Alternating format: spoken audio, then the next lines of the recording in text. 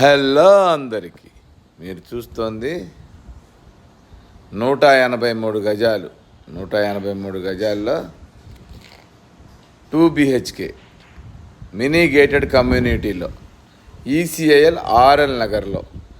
ఇంటి ముందు 40 ఫీట్ రోడ్లు, దీని వెడల్పు 30, పొడవు 55.